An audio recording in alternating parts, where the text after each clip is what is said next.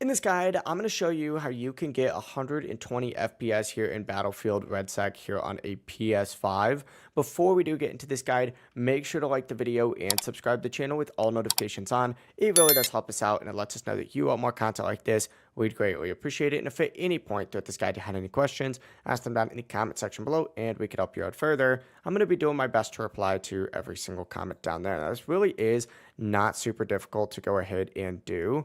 Get loaded into the game itself, and once you are loaded into the game, and it's actually been a while since I've loaded into Battlefield REDSEC, so give it a sec. You need to go ahead and make your way over to the little settings gear up in the top right, and then go ahead and navigate into this little graphics section just like so. Once you're in graphics, you need to look for the option that says performance preset.